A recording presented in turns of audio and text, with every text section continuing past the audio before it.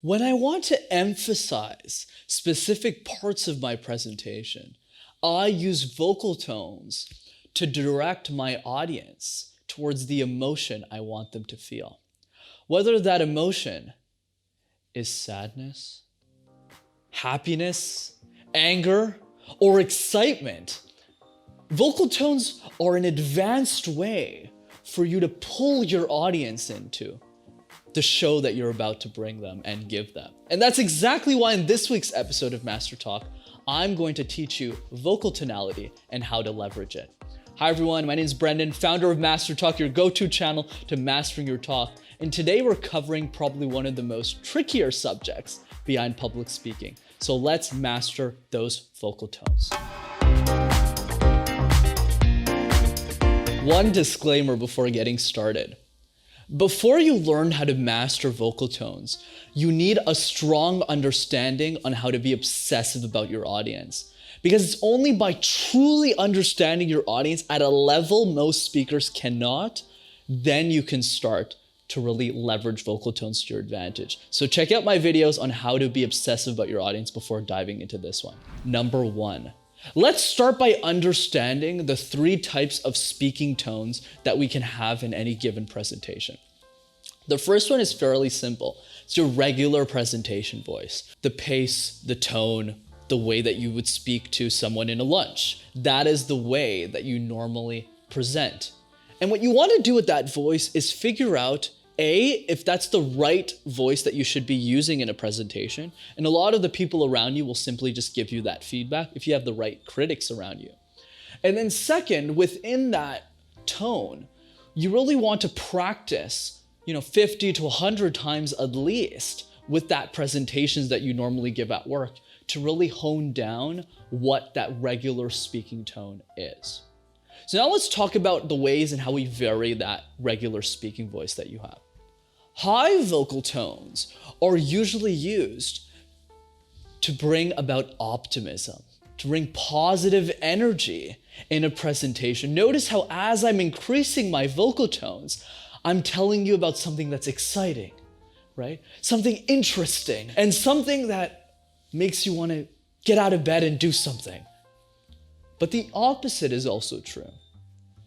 You can use low vocal tones and low vocal variety to talk about something that you're not very comfortable speaking about.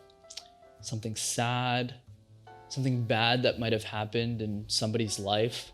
And you can use low vocal tones to vary the way that you direct the emotion. So if we're going down, we're showing our audience that, hey, this part I'm going to talk to you about is not super thrilling, but rather something you need to pay attention to. But if we start using high vocal tones, now it's more, hey, let's have a great time, this is amazing. So now what you want to do is vary those vocal tones in your presentations. But now that you understand them, let's move on to the next part. Now that we understand the different vocal tones that we can use to direct our audience towards the emotion that we want them to, now let's talk about what do they have in common, number two. What they have in common is that high vocal tones and low vocal tone variation is used artificially. Let me repeat that again. Low vocal tones and high vocal tones are used artificially into a presentation. I'm not a magician. I don't just wake up and say, I'm going to just add so much value to my audience by using my vocal tones. No. When I started speaking, I actually decided in advance where I wanted to plug and play my vocal tone variations. And you will need to do that at the beginning as well. So now it goes back to the beginning of this video. Why did I ask you to be obsessive about your audience? The reason is actually very simple. Most people will not go through the effort to figure out how to use low vocal tones, high vocal tones in a given presentation if they don't care enough about their audience. I mean, think about it. Most people, when they give a presentation, it's, okay, well, I have to give this presentation tomorrow, so let me make these slides and then let me type them up before the presentation, let me give it.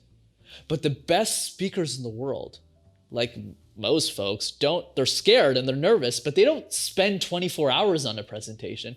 They spend weeks, sometimes even months, dissecting the very elements of what makes that presentation great. Let's use an example here to demonstrate how to use high and low vocal variation. This is a small snippet from one of my previous presentations that I used to give. If you don't change your business, all of the bad elements, the losses in revenue, the high turnover rates from your employees, will cause a significant financial impact for the business. But as long as you never forget that every single one of your employees is a star, we believe at Flow Consulting Group that you'll always be successful. Now let's look at that snippet.